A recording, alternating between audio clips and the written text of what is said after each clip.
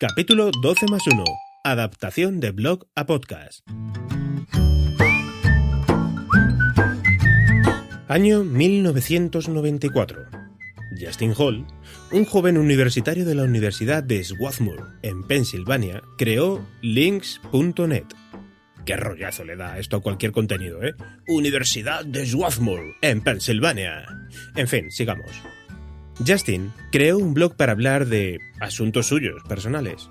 Escribir sus cosas, digamos. Sin embargo, la gente también considera que el primer blog fue en 1997, cuando Dave Wiener publicó Scripting News, y ahí empezó a hablar de política y tecnología, y esto rompía con la tendencia, ya que Dave lo que hacía era publicar contenido con novedades y opiniones de valor, en vez de lo típico de vida personal. En 1999 se cuenta que solo había 23 blogs en todo Internet, y a día de hoy la cifra es muy superior, de 200 millones de blogs en todo el mundo. La frase de hoy es de Henry Ford, y al parecer dijo algo como: juntarse es un comienzo, seguir juntos es un progreso, y trabajar juntos es un éxito. Objetivo Podcast. La semana pasada me escribió una chica con un blog de relatos eróticos. Tiene más de 200 relatos eróticos escritos por ella y por otras autoras y quiere hacer un podcast. Y mi sorpresa fue cuando me dijo: ¿de qué crees que puedo hablar? ¿De qué creo que puedes hablar? Claramente de las lacas y barnices que se pueden aplicar en ebanistería. ¿Tú qué crees?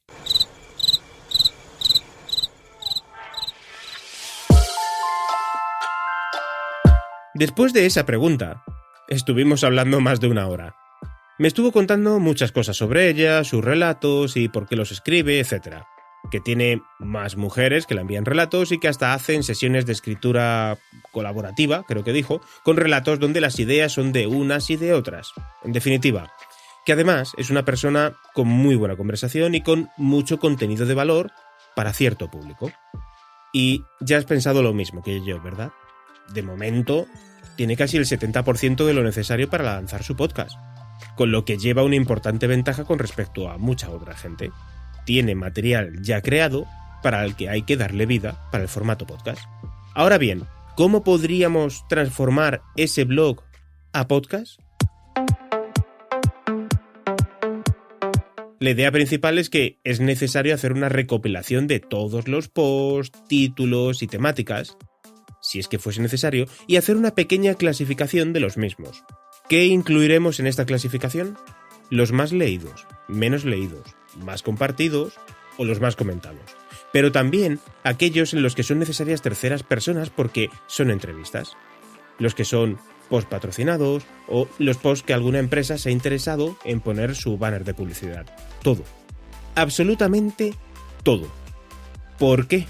Porque esto nos permitirá decidir por cuáles artículos empezar, crear nuestro propio calendario editorial, con lo que decidir qué podcast nos interesa más publicar.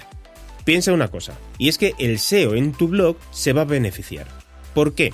Porque a día de hoy, cuanto más tiempo pase una persona en tu blog, en tu página web, Google considerará tu blog de interés, y eso hará aumentar tu SEO.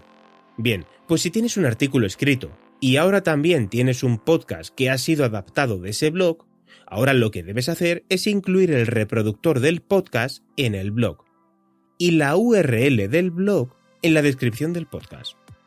Es más que seguro que la conversión sea mayor en que el lector te escuche, en que el oyente te lea. Pero de momento, tú estás alimentando de contenido a dos consumidores distintos, en dos formatos distintos, pero con un mismo contenido.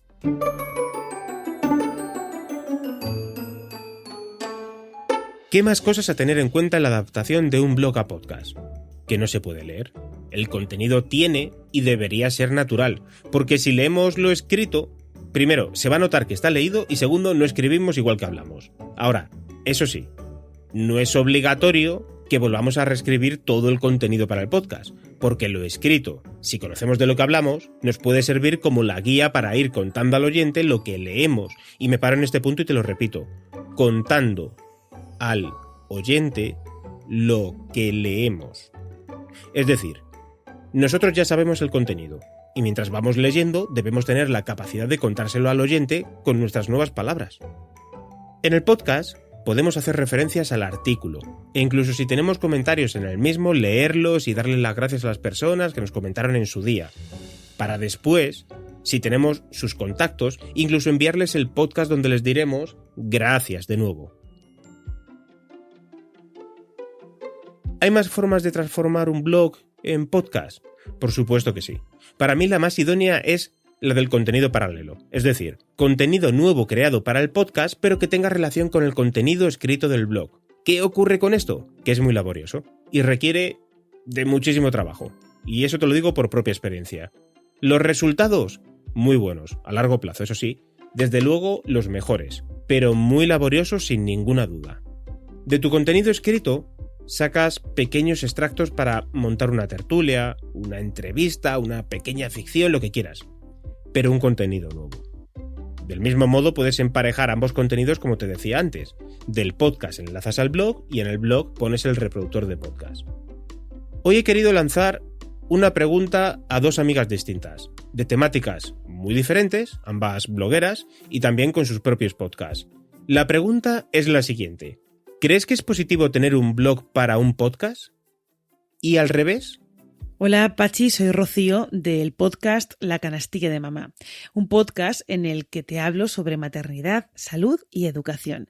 Y respondiendo a tu pregunta, yo creo que no necesariamente. Te cuento mi caso. La Canastilla de Mamá empezó siendo un blog y con el tiempo me planteé que ese contenido que estaba puesto en el blog podía pasar a formato audio, a formato podcast. Así que basándome en lo que escribía, así empecé mis primeros capítulos. Lo cierto es que el podcast tiene la cercanía, la compañía, el embrujo, si quieres, de la voz, y tiene fuerza suficiente para no necesitar otro soporte para transmitir y para comunicar. Aunque sí que podría ser positivo, por ejemplo, tener un blog si quieres añadir más información para suscriptores de pago o para reforzar alguna información del podcast que creas que es importante que conozcan tus oyentes.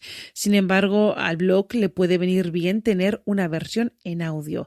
¿Y por qué? Por una mera cuestión práctica. El podcast no te pide, como tú bien sabes, atención en exclusiva. Sin embargo, el blog sí. Si necesitas volver sobre lo escuchado, tener un esquema con algunas pautas o tips, lo tienes todo bien clarito por escrito y puede que sea más rápido encontrar esa información.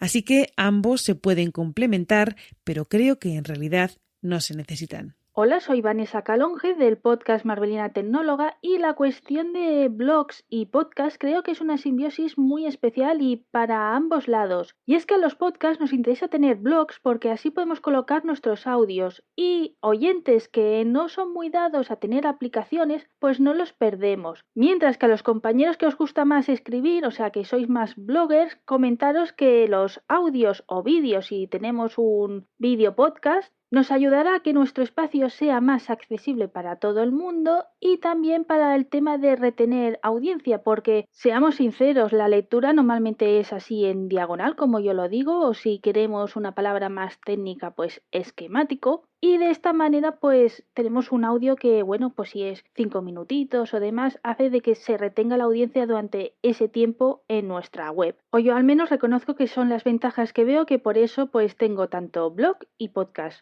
Un saludo a todos. Muchas gracias por escuchar el contenido de hoy y te recuerdo que puedes enviarme tus preguntas sobre podcasting a través del formulario de contacto en ivanpachi.es y que responderé en el último domingo de cada mes, aquí en Objetivo Podcast.